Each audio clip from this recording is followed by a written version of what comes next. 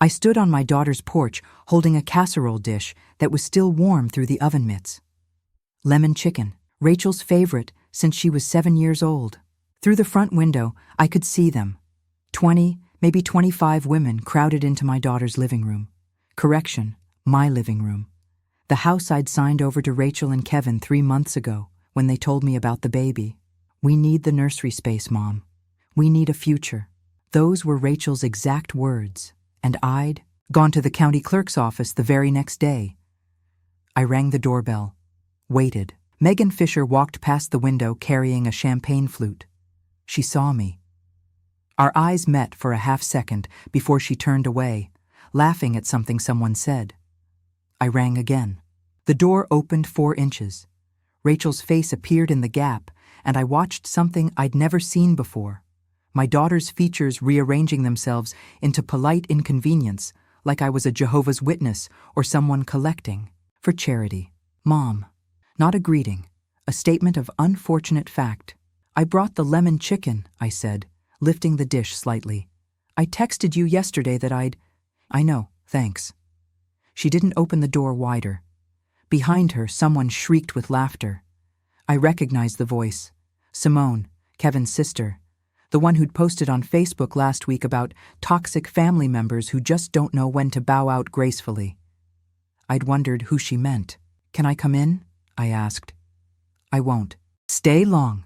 I just want to say hello to... Here's the thing, Mom. Rachel shifted her weight, and the door closed another inch. We're really tight on space. Really tight. I only invited essential people. Essential people.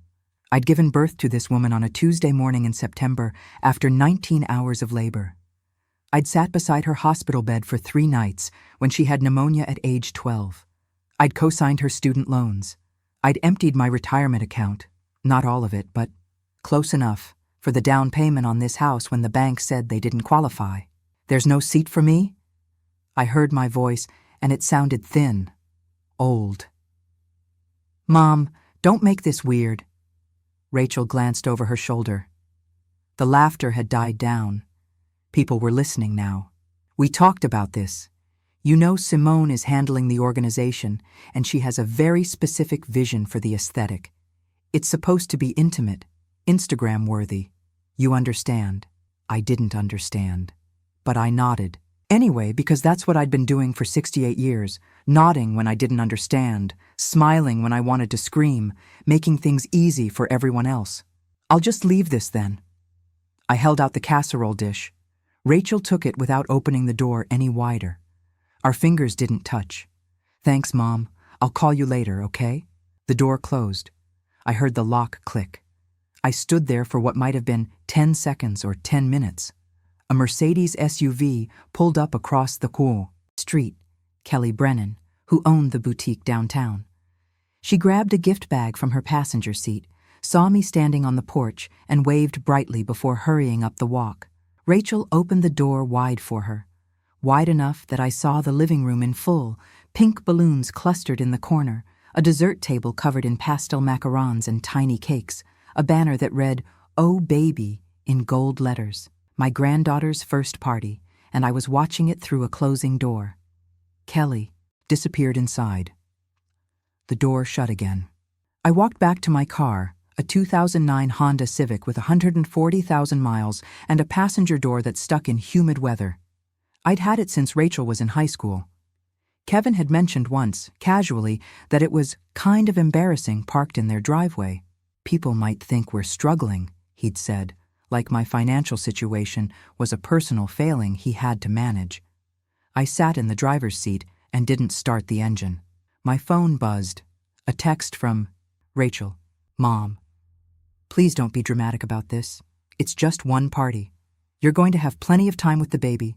Just one party. Just the first celebration of my first grandchild's life. Just a public announcement to everyone in town that I wasn't essential anymore. I thought about the house deed. 3 months ago, I'd sat in the lawyer's office. My lawyer, Gerald Chen, who'd handled my divorce papers 12 years back. He'd asked me 3 times if I was sure. You're putting the house entirely in their names, Gerald had said, reading over the papers. No life estate for you.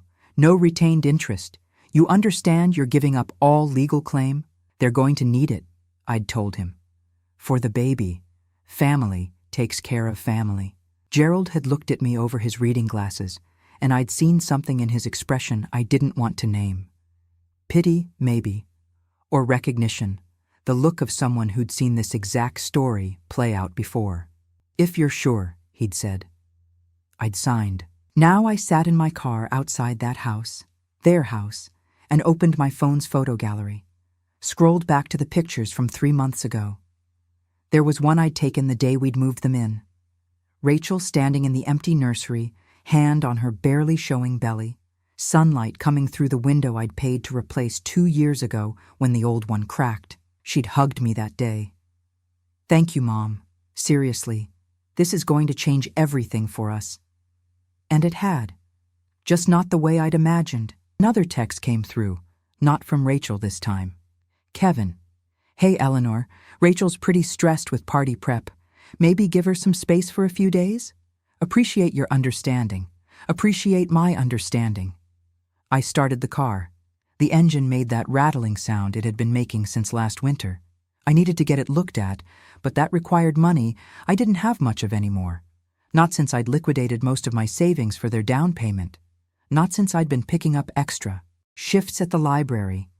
At 68, shelving books and running the checkout desk because my retirement account looked like something from a Depression-era tragedy.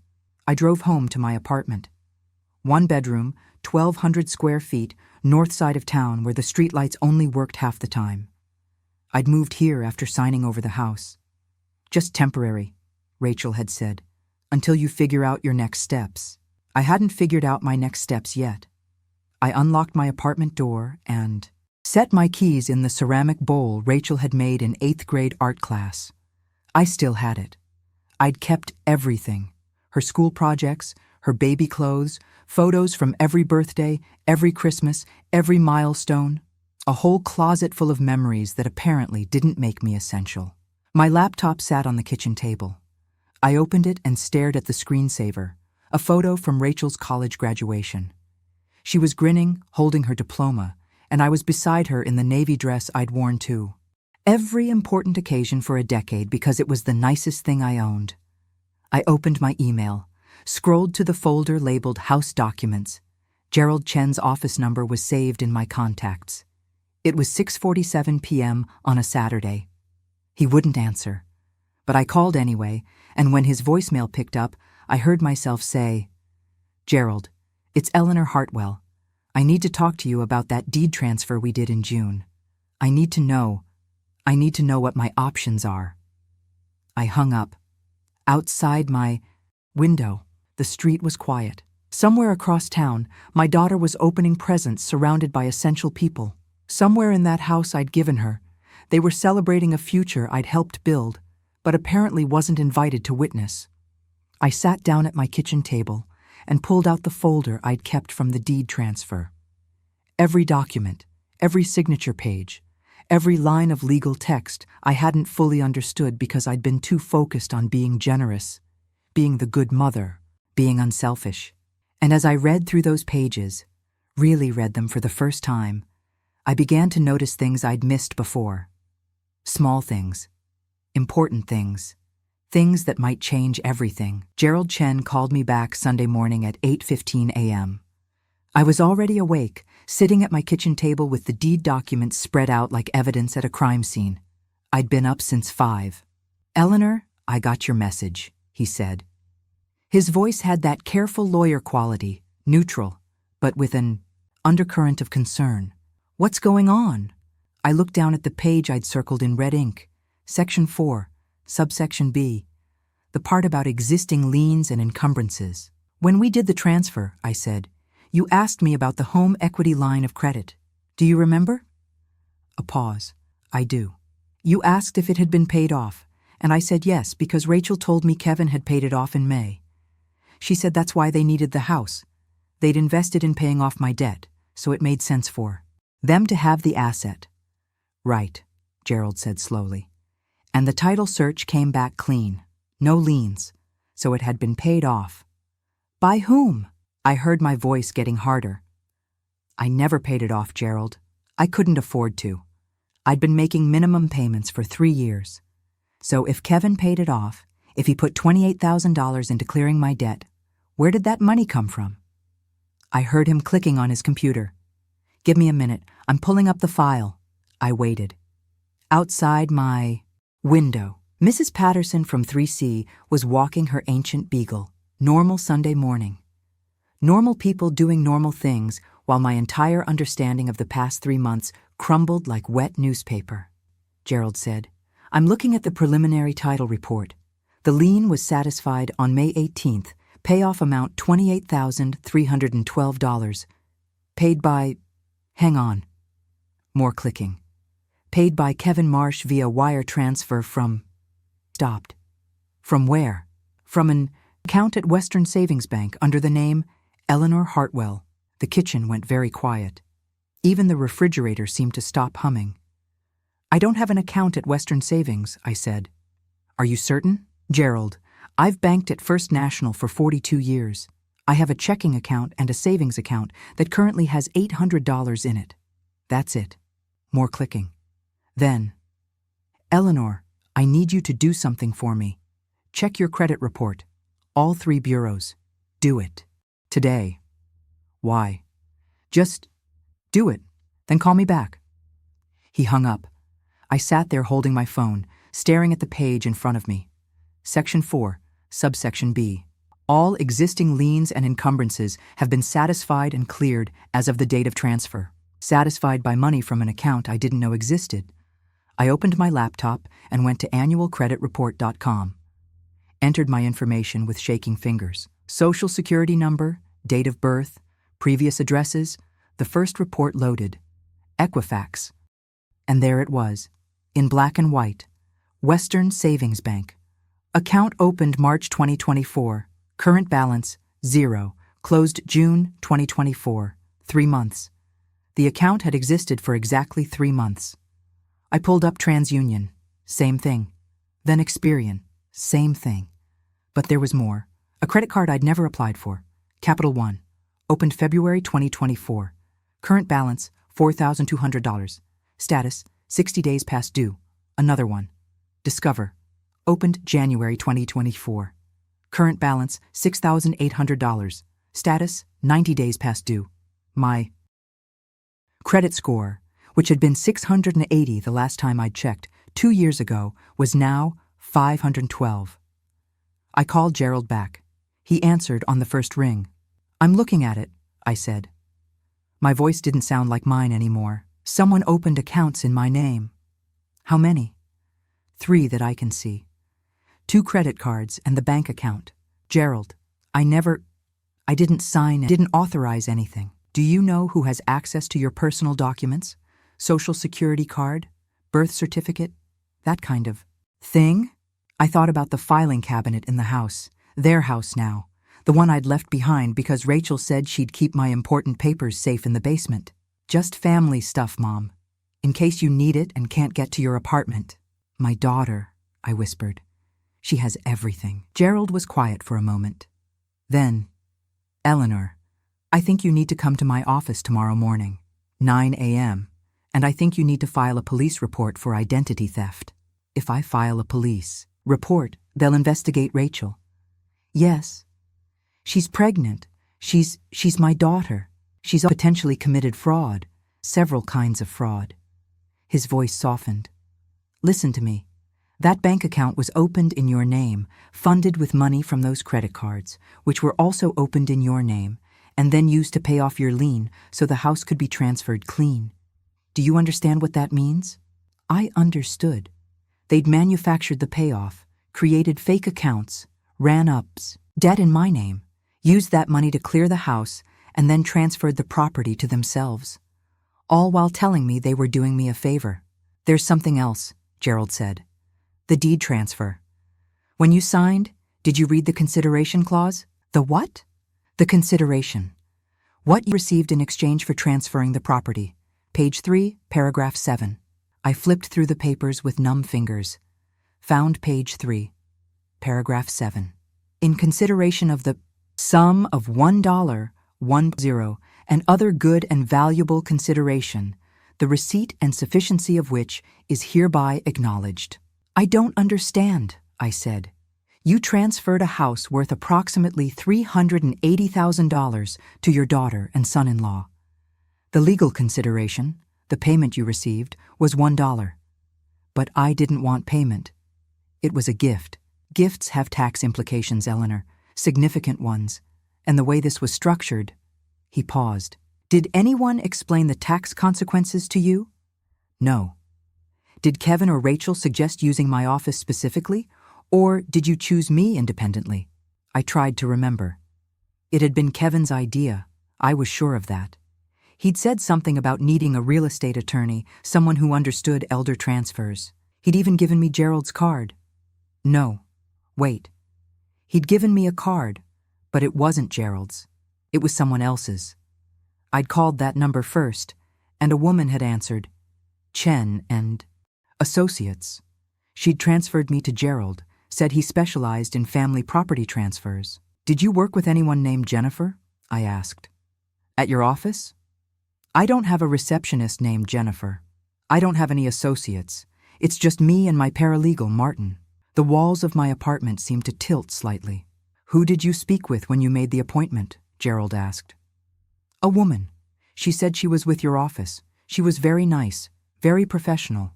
She asked me questions about the property, about my family situation. She said— I tried to remember. She said you were experienced with mothers helping their children, that you understood how important family was. Eleanor, I never spoke to anyone at your family about you before you called me directly, and I definitely don't have anyone pre-screening clients. My phone buzzed. A text from Rachel. Mom, can you come by Tuesday? We need to talk about some paperwork. Paperwork. Gerald, I said, I need to know exactly what I signed.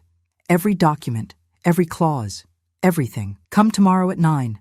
Bring any copies you have. And Eleanor? His voice dropped. Don't tell Rachel or Kevin that we're meeting. Don't tell them anything until we figure out exactly what's happened here. After we hung up, I sat at my table and looked at my phone, at Rachel's text, at the innocent words that suddenly felt like a trap. We need to talk about some paperwork. What paperwork? What else had I signed without understanding? What other favors had they done for me that were actually elaborate theft dressed up in the language of family love? I thought about the baby shower, about standing on that porch holding lemon chicken like an offering to gods who'd already decided I wasn't worth their time, about the door closing in my face while essential people celebrated inside.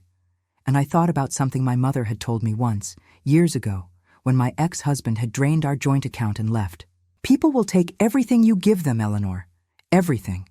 And then they'll convince you that you're selfish for noticing. I'd thought she was bitter, hardened by divorce and disappointment. Now I wondered if she'd just been right. My phone buzzed again. Kevin this time. Hey, Eleanor, following up on Rachel's text. Tuesday at 2 p.m. works for us. It's just some routine stuff about the house insurance and utilities. Nothing major. See you then. Nothing major. I looked at the credit report, still glowing on my laptop screen, at the accounts I'd never opened, at the debt that was legally mine but morally theirs, at the crater where my credit score used to be. Nothing major. I typed back, Tuesday at 2 works. See you then. Then I opened a new document on my laptop and started writing down everything I could remember.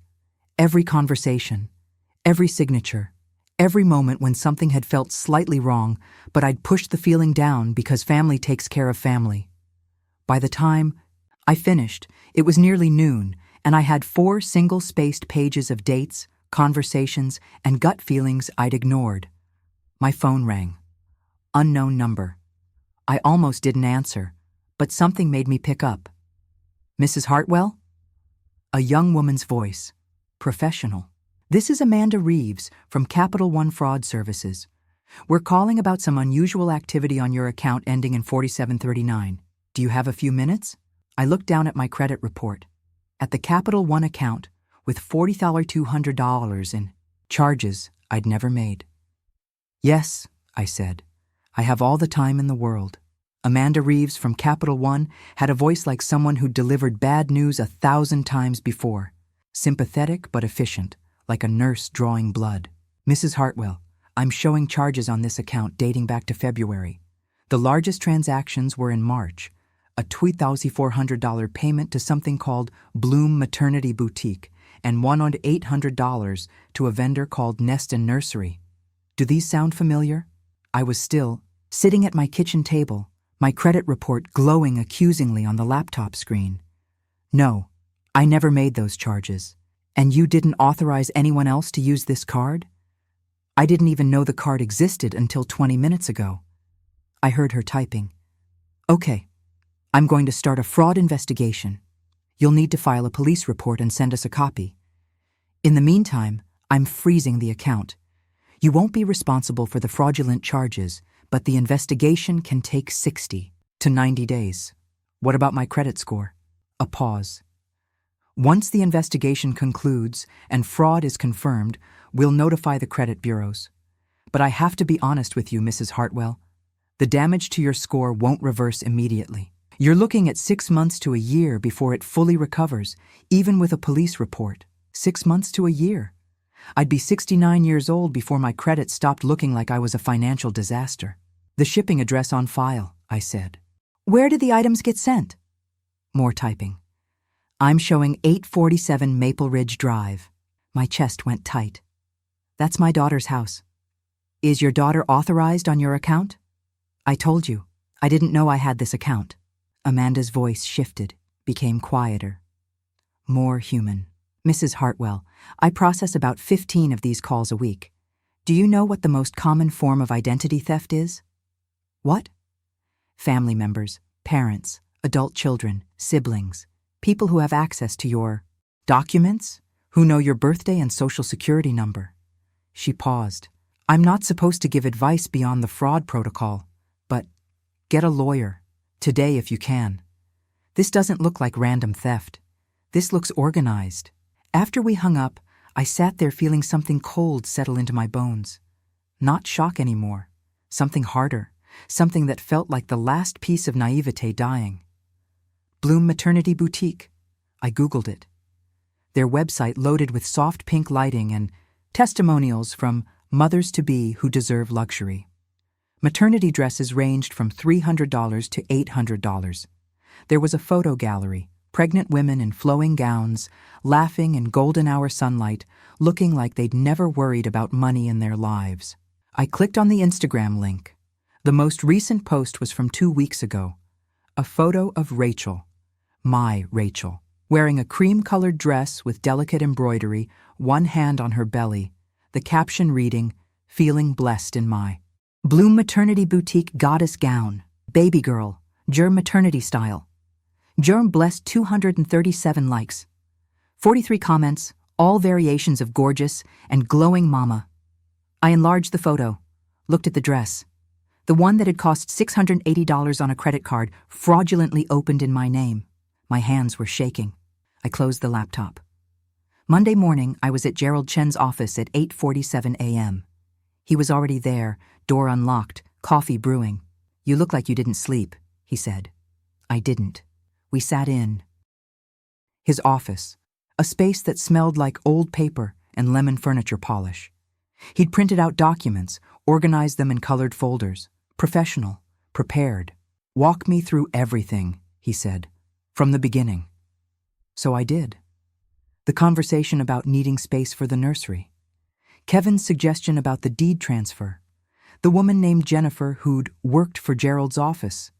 The signing appointment where I'd rushed through papers because Rachel had a doctor's appointment, and I didn't want to make her late. Gerald listened, taking notes in a legal pad with cramped handwriting. "The tax issue alone is significant," he said when I finished. "Transferring property worth $380,000 for $1 creates a massive gift tax liability. You're supposed to file a gift tax return. Did anyone mention that?" "No." "Did Kevin or Rachel offer to pay the gift tax?" "No one said anything about taxes." He made another note. "So you're potentially on the hook for taxes on a $379,000 gift. That's about $140,000 in tax liability, give or take."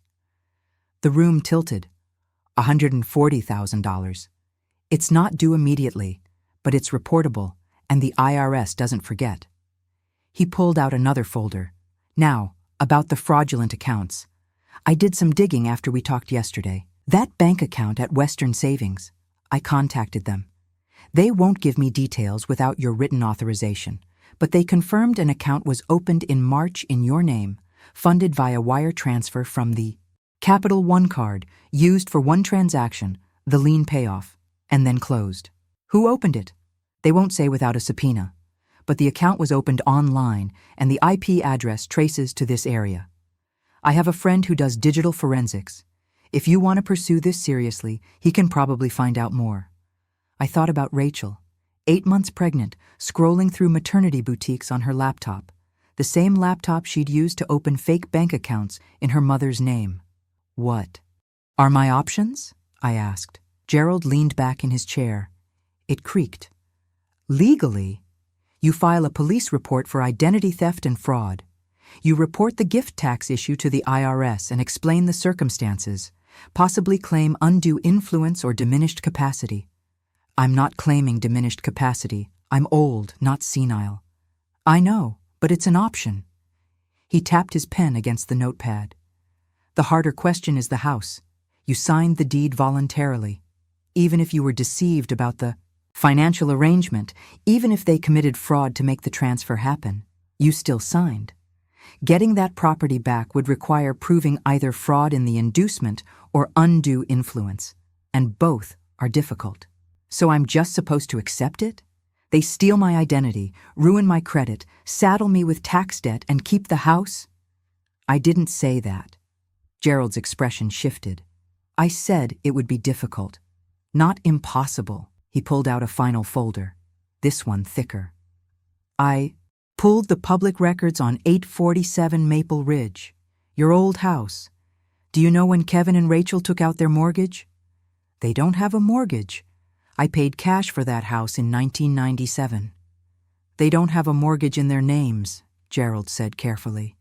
But 3 weeks after you transferred the deed, they took out a home equity line of credit for $200,000.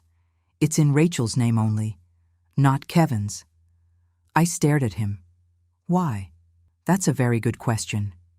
Usually married couples take loans jointly. Having it in one name only is unusual, especially for that amount. What would they need $200,000 for? Gerald spread his hands. I don't know, but I can find out if you want me to. I can pull the loan documents, see what they listed as the purpose. I can also check county records for any other recent activity on the property. Something occurred to me.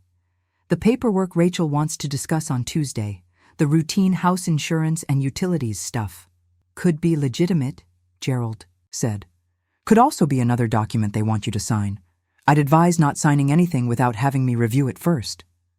What if I just confront them, show up on Tuesday and tell them I know what they did? You could, but right now they don't know you know. That's an advantage. Once you confront them, they'll lawyer up, stop communicating, potentially hide evidence. He leaned forward. Eleanor, I need to ask you something, and I need you to be honest. What do you want here? Revenge? Justice? Your house back? Or do you want to repair the relationship with your daughter? I looked out his window. Across the street, a mother was pushing a stroller, her toddler skipping beside her. Normal Monday morning. Normal families who probably didn't commit fraud against their own parents. I said slowly, to not be anyone's fool anymore. Gerald nodded. Then here's what I suggest. Go to that meeting on Tuesday. Bring your phone. Record the conversation if California law allows it, which it doesn't, so don't do that.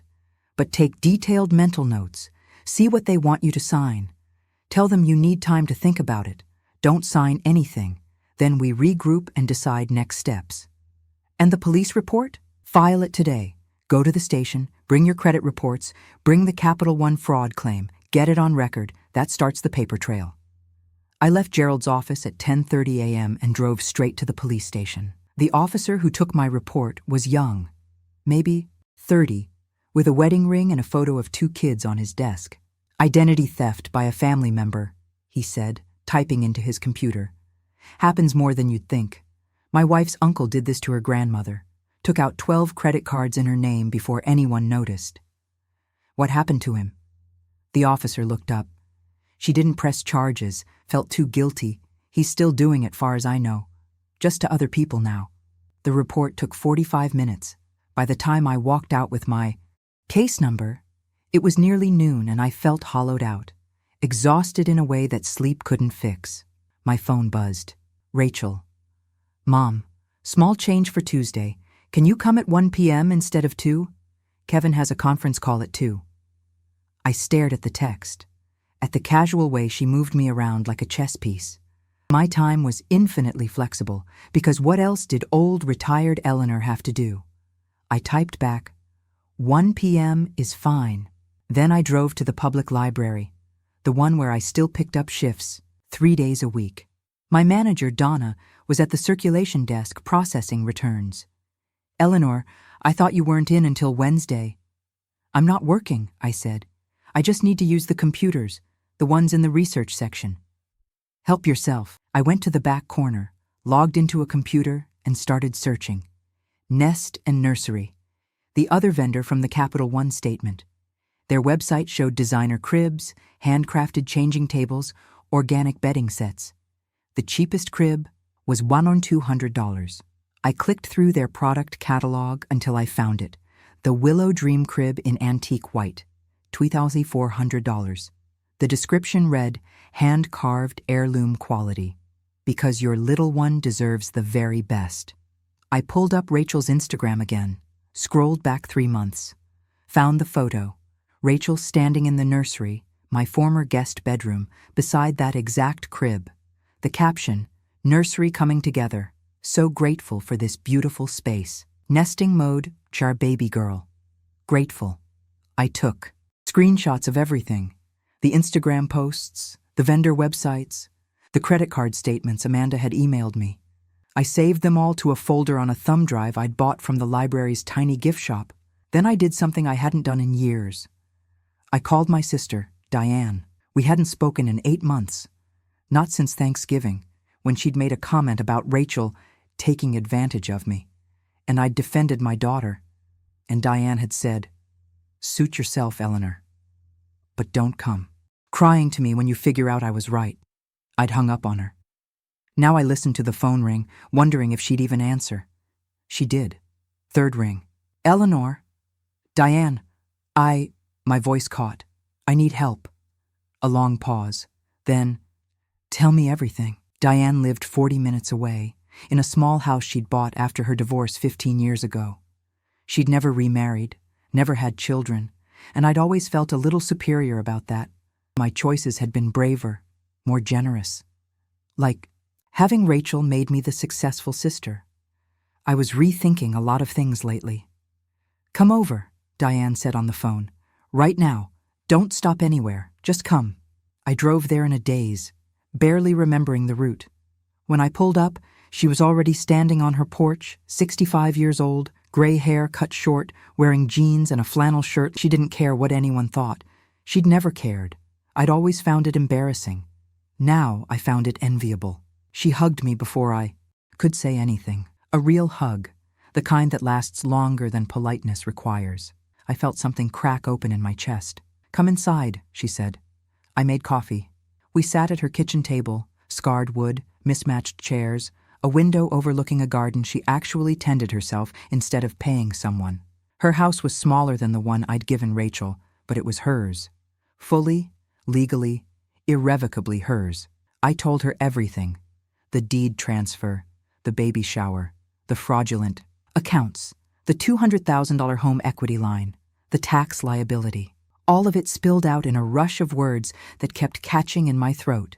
Diane listened without interrupting. She'd always been good at that, listening like she was collecting evidence instead of waiting for her turn to talk. When I finished, she said, I'm going to say something, and you're going to want to argue with me. Don't. This isn't new, Eleanor. Rachel's been doing this to you for years. This is just the first time. It's been illegal enough for you to notice. I started to protest, but she held up her hand. You paid for her college.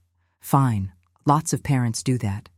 But then you paid for her graduate degree when she changed her mind about careers. You bought her first car when she wrecked the one you'd already given her. You co-signed her apartment lease, then covered 3 months of her rent when she got behind. You've been the ATM for 33 years. She's my daughter. And you're her mother, not her bank. There's a difference. Diane's voice wasn't cruel, just factual. I tried to tell you at Thanksgiving. I tried to tell you when she asked you to move out of your own house, but you called me bitter. I'm sorry. I don't need an apology. I need you to stop making excuses for her. She leaned forward.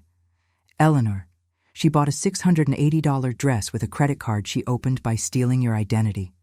She bought a $2,400 crib. She took out a $200,000 loan against a house you gave her. Does that sound like someone who's struggling? Someone who needed your house? I thought about the baby shower, the champagne flutes, the Instagram-worthy aesthetic, the essential people. No, I whispered. So what are you going to do about it? I pulled out the thumb drive from my purse. I have evidence. Gerald, my lawyer, said I should go to the meeting on Tuesday, see what they want, don't sign anything. And then, I don't know, press charges, try to get the house back, ruin my relationship with my daughter and my unborn grandchild? Diane stood up, refilled our coffee cups. Let me ask you something. What relationship? The one where she steals from you? The one where she uninvites you to her baby shower? The one where she calls you dramatic for having feelings? She sat back down. Eleanor, you don't have a relationship with Rachel. You have a hostage situation where you keep paying the ransom. The words hit like a slap.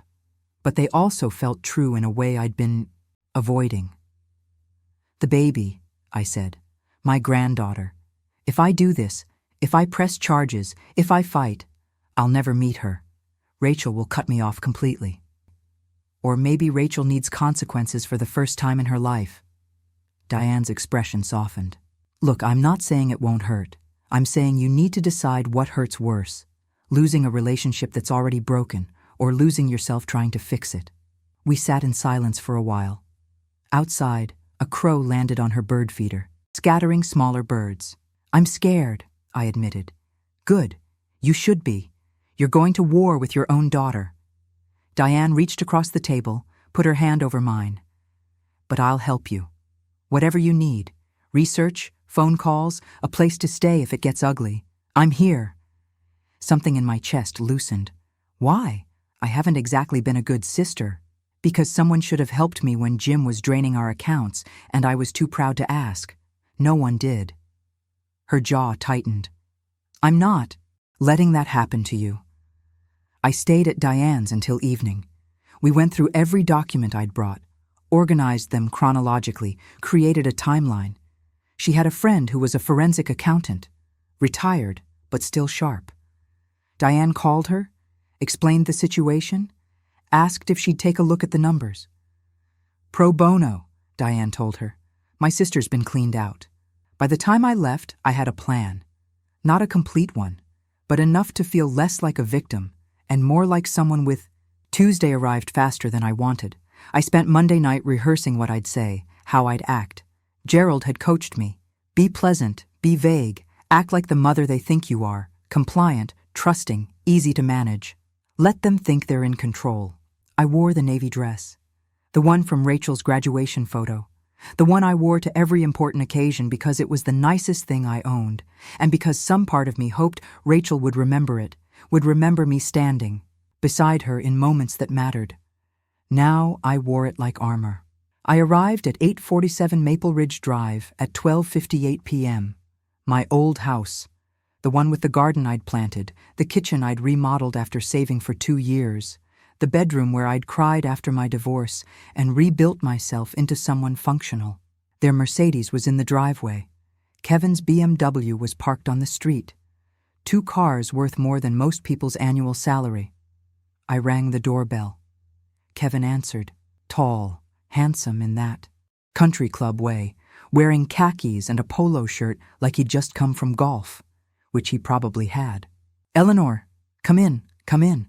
He stepped aside, and I walked into my former living room. Rachel was on the couch, one hand on her belly, 8 months pregnant, glowing the way pregnant women supposedly glow. She smiled when she saw me, but it didn't reach her eyes. "Hi, Mom. Thanks for coming." "Of course." I sat in the armchair, the one I'd bought at an estate sale 20 years ago, reupholstered myself. They'd kept it, kept everything that was useful, discarded everything that wasn't. Kevin sat next to Rachel, put his arm around her shoulders. United front. "So," Kevin said, "we wanted to talk to you about some administrative stuff. Now that the house is officially ours, we need to make sure everything's properly organized." "Okay," I said. Rachel pulled a folder from the side table. "It's mostly about utilities and insurance. We're switching everything to our names, obviously, but there are some forms that need your signature, just confirming the transfer, that kind of thing." She handed me the folder. I opened it slowly. 3 documents. The first was labeled Quitclaim Deed Affirmation. The second, Gift Tax Acknowledgement and Indemnification. The third, Release of All Claims. I read the gift tax one first. It stated that I acknowledged the transfer as a gift, that I understood the tax implications, and that I agreed to be solely responsible for any gift tax liability arising from the transfer. The release was broader. It said I released Rachel and Kevin from any and all claims, known or unknown, related to the property transfer, and that I affirmed the transfer was made freely and without coercion or undue influence. I looked up. They were both watching me. "This one," I said, pointing to the release. "What does all claims mean?" Kevin smiled. "Just legal language. It's standard. Basically says you're not going to change your mind later and try to undo the gift. It protects us, but it also protects you, confirms everything was done properly." "And the tax one?" "Right," Rachel said. "So our accountant mentioned there might be some gift tax implications. It's complicated, but basically, since you gave us the house, you're responsible for reporting it. This just confirms you understand that." "How much tax?" They exchanged a glance. "We're not sure," Kevin said. "You'd have to talk to a tax professional. But don't worry, it's not due immediately. You have time to figure it out." I looked at the documents again, at the spaces marked with yellow "Sign Here" tabs, at the careful wording designed to trap me into accepting responsibility for their fraud. "Can I take these home?" I asked. "Read them more carefully?" Rachel's smile flickered. "Mom, it's really just a formality. Your lawyer said I should sign documents without reading them." Silence.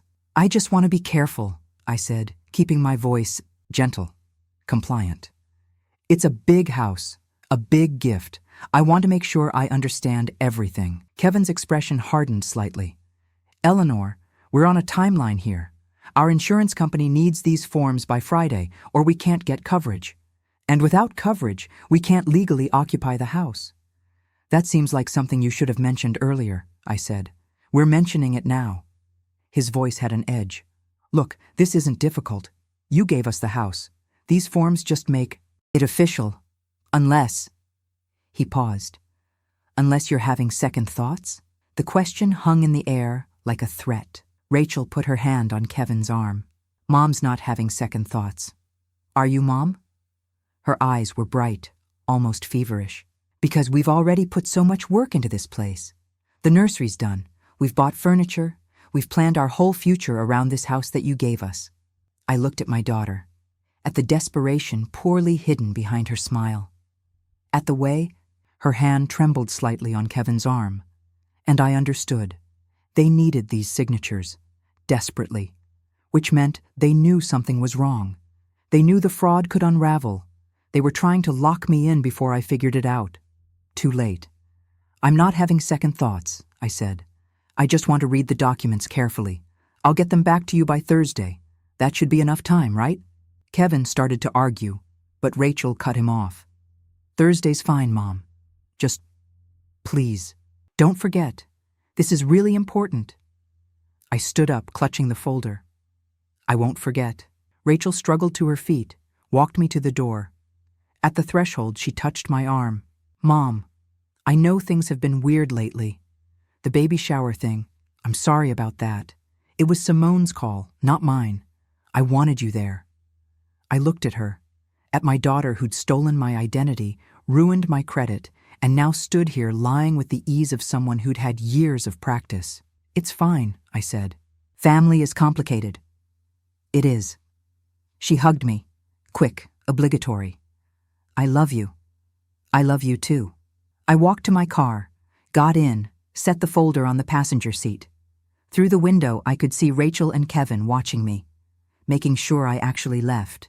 I drove 3 blocks, pulled into a gas station parking lot, and called Gerald. "They want me to sign away any legal claims and accept full tax liability," I said. "They know something's wrong. They're panicking." "Don't sign anything," Gerald said. "I'm going to file an emergency motion to freeze the property. If they try to sell or refinance before this is resolved, we need to stop them." "Do it," I said. I hung up and sat there, hands shaking on the steering wheel. The point of no return. That's where I was now. The moment when being a good mother and protecting myself became mutually exclusive. I chose myself. I started the car and drove to Diane's house, the unsigned documents sitting beside me like evidence I'd finally stopped. Ignoring. My phone buzzed. A text from Rachel. "Thanks for understanding, Mom. You're the best." I didn't respond. Wednesday morning, Gerald called at 7:15 a.m. "The motion's filed," he said. "There's a hearing scheduled for Friday at 10 a.m. The judge granted a temporary freeze on the property. No sales, no refinancing, no additional liens until the hearing." What happens at the hearing? We present evidence of fraud. They present their side. The judge decides whether to extend the freeze and whether there's enough to warrant a full investigation. He paused. "Eleanor, once they're served with notice of this motion, they're going to know you're coming for them. Things are going to get ugly." "They're already ugly," I said. "They're about to get uglier." He was right. Thursday morning, the day I was supposed to return the signed documents, Rachel called me at 8:47 a.m. I let it go to voicemail. "Mom, hey, it's me. Just checking in about those papers. Can you drop them by today?" "Anytime that works for you. Just soon would be great." "Okay. Love you. Bye." 10 minutes later, Kevin called. I didn't answer. "Eleanor, Kevin here. Following up on Rachel's message. We really need those documents today. Our insurance deadline is tomorrow, and if we don't have them, we're in a bind. Give me a call back. Thanks." At 10:30, Rachel texted, "Mom, are you okay? You're not answering." At noon, "Mom, seriously, I'm getting worried. Can you at least text me back?" At 1:15 p.m., "If this is about the baby shower, I already apologized. Can we please not make this dramatic?" I was at Diane's house, sitting at her kitchen table with my laptop open, going through everything one more time. The forensic accountant, Diane's friend Martha, was on a video call, walking us through what she'd found. Martha was 72, sharp as broken glass, with reading glasses on a chain, and zero patience for nonsense. "The $200,000 home equity line," she said, pulling up a spreadsheet. It was disbursed in 3 payments. First payment, $75,000, went to something called Prestige Auto Group on July 15th. Second payment, $85,000, to Lux Builders on July 22nd. Third payment, $40,000, to an account at Chase Bank in Kevin Marsh's name only. "What did they buy?" I asked. Martha clicked to another screen. "I did some digging. Prestige Auto Group, that's a luxury car dealership. High-end BMWs, Mercedes, that kind of thing. I called them, pretended to be doing a title verification. They sold a 2025 BMW X5 to Kevin Marsh on July 16th. Purchase price, $73,200. The BMW parked on the street outside my old house. Bought with money, borrowed against the house I'd given them." "And Lux Builders?" Diane asked. "Home renovation company, specializes in high-end kitchen and bathroom remodels. I checked their Instagram. They tagged Rachel and Kevin in a post from August. Full kitchen renovation, custom cabinets, marble countertops. The post says, 'Another satisfied client with their dream kitchen.' I thought about the kitchen, my kitchen, with the laminate counters I'd installed myself, and the cabinets I'd painted 3 times over the years to keep them looking fresh. They'd ripped it all out, replaced it with marble and custom wood while I was living in a one-bedroom apartment trying to figure out how to pay a $140,000 tax bill. The third payment, Martha continued, the $40,000 to Kevin's personal account. That's interesting. It went in on August 1st. By August 15th, it was gone, transferred to a brokerage account. He was day trading with it. Did he make money? Diane asked. Martha's expression said everything. He lost $23,000. The rest he withdrew in cash. No idea where that went. I felt something cold and heavy settle in my stomach. So they took out a $200,000 loan against my house to buy a luxury car, remodel the kitchen, and gamble on stocks. That's exactly what they did, Martha said. And here's the kicker. The loan has a variable interest rate. Right. Now it's 7.2%, but it could go higher. The monthly payment is around $1,800. Do you know what Rachel and Kevin's household income is? I shook my head. I pulled some public records. Kevin works in pharmaceutical sales. His LinkedIn says he made $87,000 last year. Rachel's a part-time marketing consultant. Based on her business filings, she made about $31,000. Combined household income, $118,000, which is decent, but with a $1,800 loan payment, a BMW payment, and now a baby on the way? Martha shook her head. They're leveraged to their eyeballs. One financial hiccup and they're underwater. That's why they needed me to sign those papers, I said slowly. If I make a legal claim, if there's a fraud investigation, the bank might call the loan.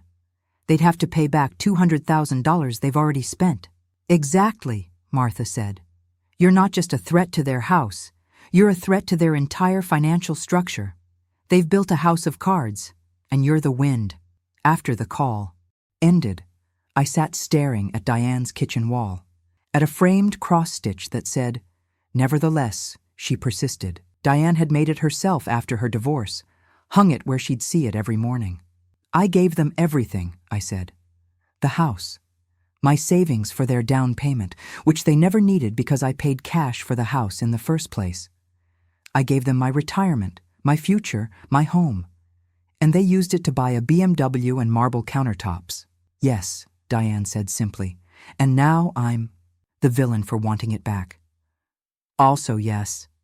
My phone rang, Rachel again. This time I answered. Mom, thank God. I've been trying to reach you all day. Her voice was high, strained. Where are you? I'm fine, honey. I've just been busy. Too busy to return calls. Mom, I'm 8 months pregnant. I can't be stressed like this. What if something happens to the baby? The guilt trip. Right on schedule. Nothing's going to happen to the baby, I said calmly. Did you bring the papers? Can you drop them off? I haven't signed them yet. Silence. Then, why not? Because I wanted my lawyer to look at them first. Your lawyer? Rachel's voice sharpened. Mom, why do you need a lawyer?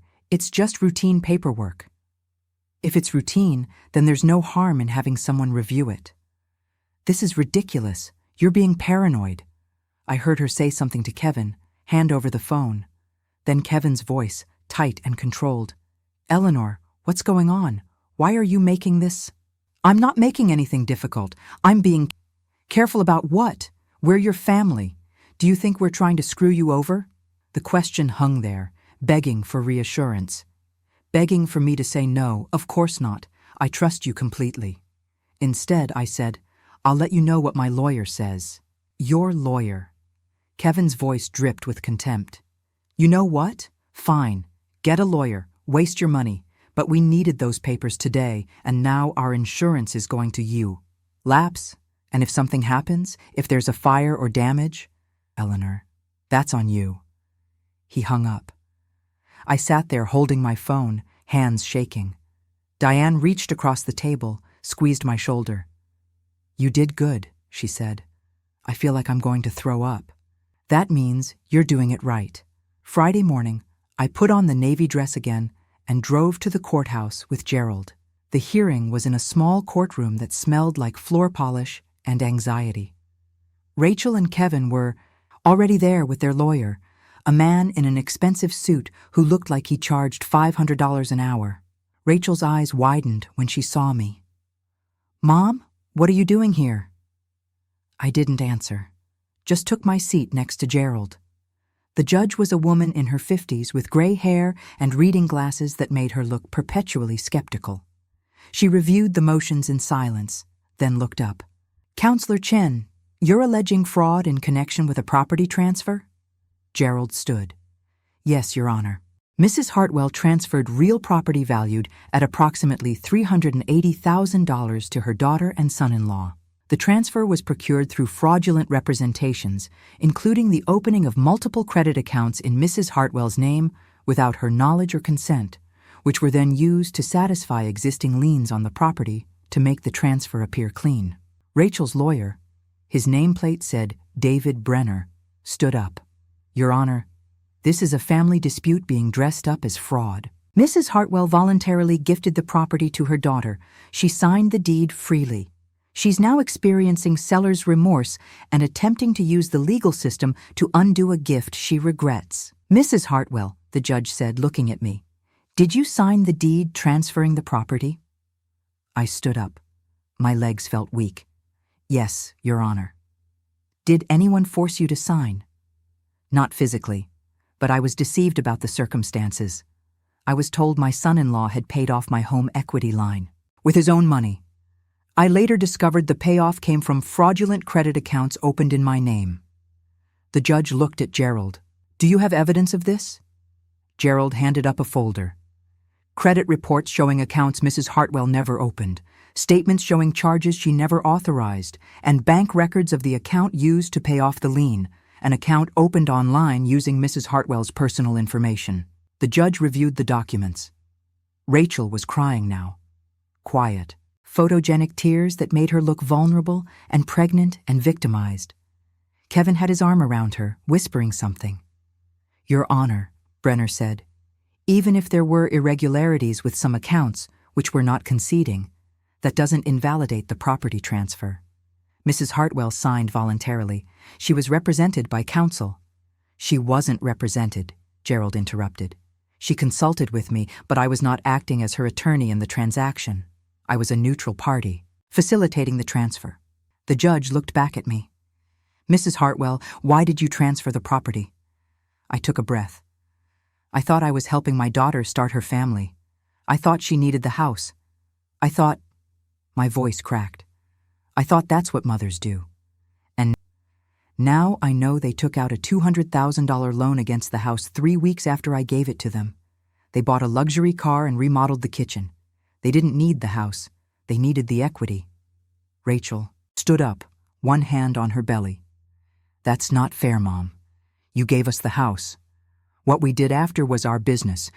You can't just take it back because you're angry about the baby shower." The courtroom went silent. The judge looked at Rachel over her glasses. "The baby shower?" Rachel's face went red. Brenner put a hand on her arm, trying to get her to sit down, but she shook him off. "She's doing this because I didn't invite her to my baby shower, because I told her there wasn't space. And now she's trying to ruin everything, trying to take my house, trying to punish me for setting a boundary." "Ms. Marsh," the judge said sharply, "sit down."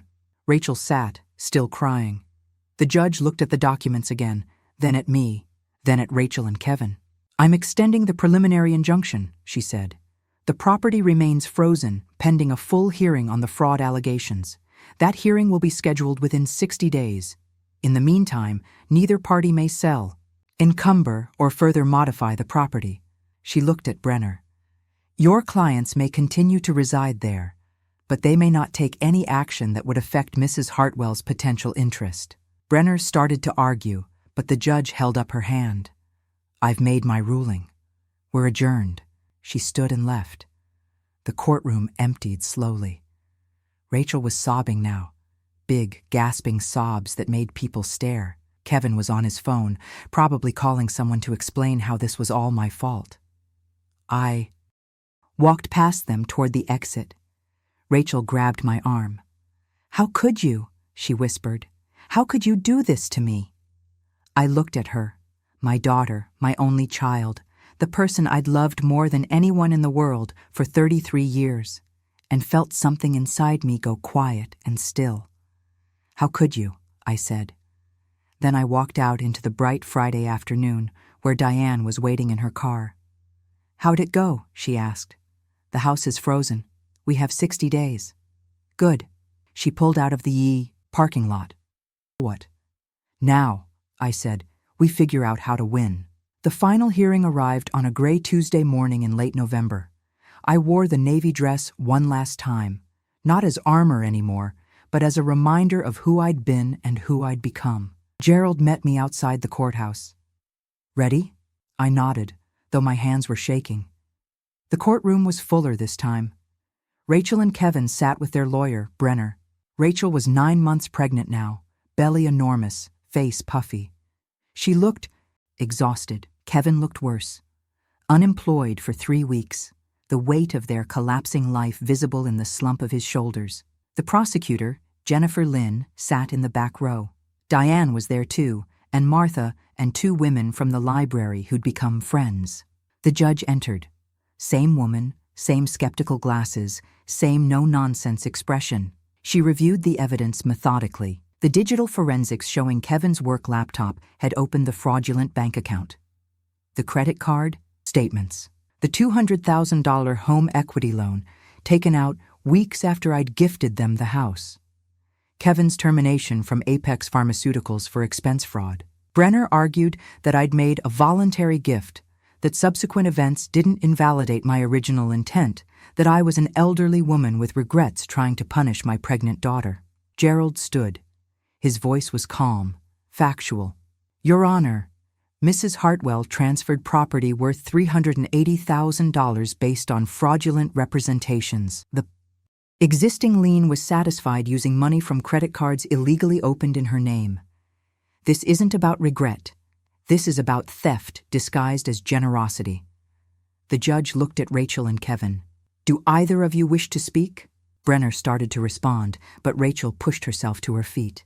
"She's punishing me," Rachel said, voice trembling. "For setting boundaries, for putting my own family first, for not letting her control my life anymore." The judge's expression didn't change. "Ms. Marsh, did you or your husband open financial accounts in your mother's name without her authorization?" Rachel's face flushed. We needed help. We couldn't qualify for loans ourselves. We were going to pay everything back once." "It's a yes or no question." Silence stretched out. Kevin grabbed Rachel's arm, trying to make her sit down, but she shook him off. "Yes," Rachel whispered. "We used her information. We took out the loan. But she has plenty of money. She has retirement and social security. We have nothing. We're starting a family. We needed that house more than she did." The courtroom went completely still. The judge looked at Jennifer Lynn. "Is the DA's office filing charges?" Jennifer stood. "Yes, Your Honor. Identity theft and fraud. We'll file after the baby is born." Rachel started crying. Not quiet tears, but huge, shaking sobs that made her whole body heave. The judge waited. When the crying quieted, she spoke. "I'm voiding the deed transfer effective immediately. The property at 847 Maple Ridge Drive is restored to Eleanor Hartwell as sole owner. The defendants have 30 days to vacate the premises." Brenner tried to argue about Rachel's pregnancy, about hardship, but the judge held up her hand. 30 days. This court is adjourned."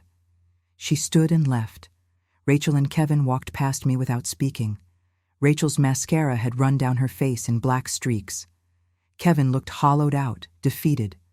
For just a moment, I felt something like pity. Then I remembered standing on that porch holding lemon chicken, watching through a window as essential people celebrated without me. The feeling passed. Outside, Diane hugged me hard. "You did it."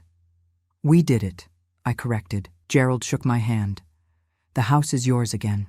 They'll have to leave. The home equity loan defaults to them. It's their debt, not yours."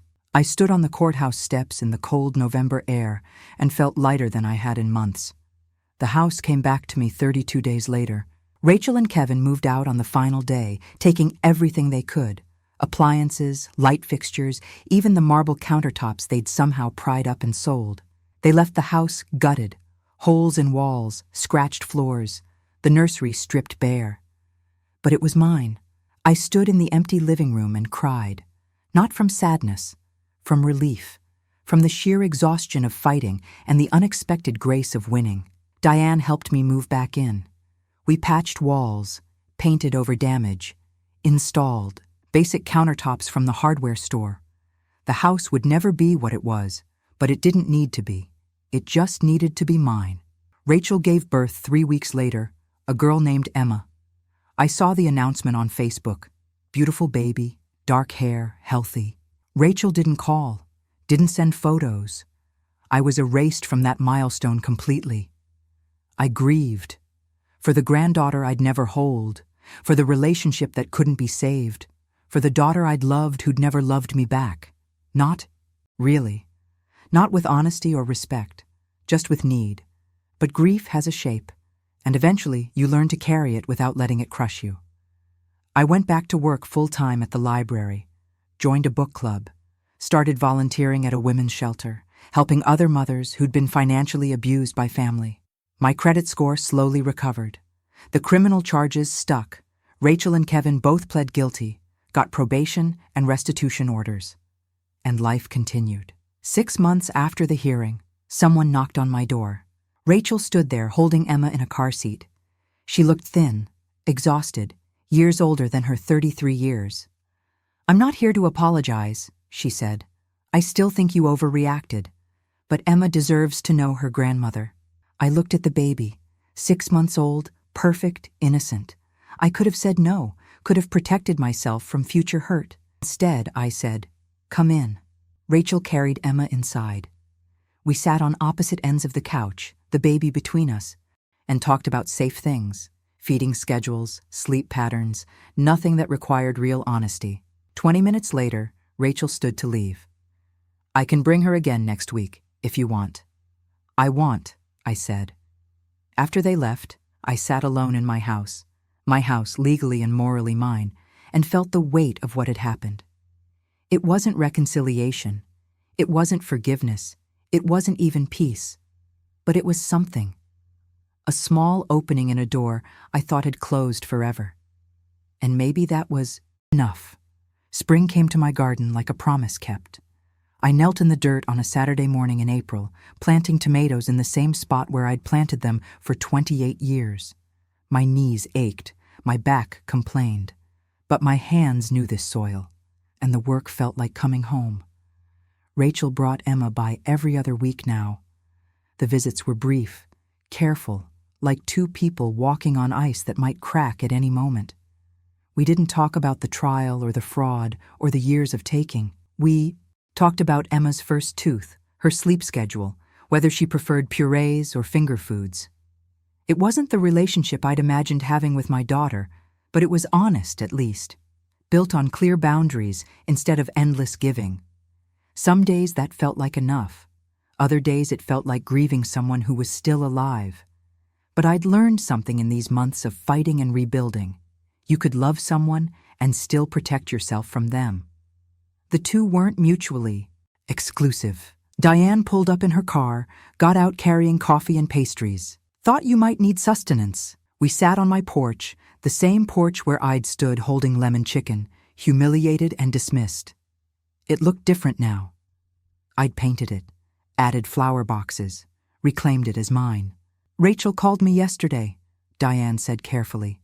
"Asked if I thought you'd babysit Emma overnight next month.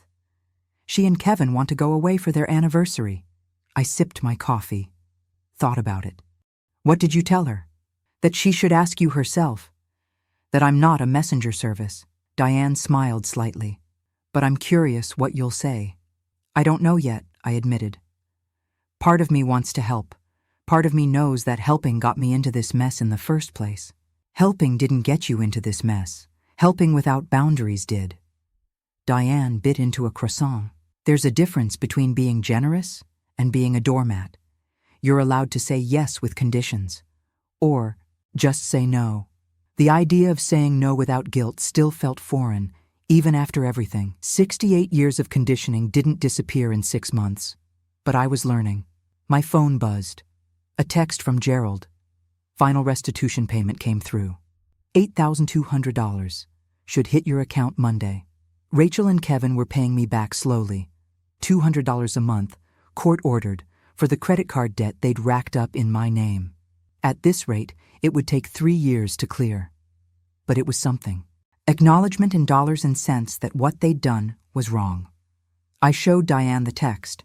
She raised her coffee cup. To justice, slow, imperfect, but real. We sat in comfortable silence, watching my neighbor walk his dog, listening to birds argue in the trees. "Do you regret it?" Diane asked eventually. "Fighting back? Pressing charges? All of it?" I thought about the question carefully. About the cost, the broken relationship, the stress, the legal fees, the months of barely sleeping. About what I'd gained. My house, my self-respect, the knowledge that I could survive being unloved by someone I loved. "No," I said. "I don't regret it." Not even a little? Not even a little. That evening, alone in my house, I walked through each room. The living room with the second-hand furniture I'd kept for decades. The kitchen with basic countertops that worked just fine. The bedroom where I slept soundly now, no longer waking at 3 a.m. with anxiety clawing at my chest. The nursery I'd turned into a reading room, lined with books and a comfortable chair. This house wasn't magazine perfect. It wasn't Instagram worthy. It would never have marble countertops or custom cabinetry. But it was mine. Paid for with decades of work. Fought for with months of courage, protected by boundaries I should have set years ago. I sat in my reading chair and opened my laptop. Pulled up the email I'd been drafting for 3 days.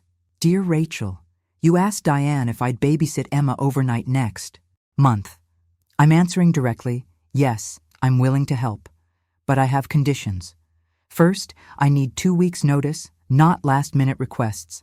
Second, you'll provide everything Emma needs. I'm not buying diapers or formula or clothes. Third, this is a favor, not an obligation. If I say no in the future, I need you to respect that without guilt-tripping or manipulation. These aren't punishments, they're boundaries. And if we're going to have any relationship going forward, we need them. I love you. I love Emma. But I also love myself enough now to protect what I've rebuilt. Mom, I read it 3 times.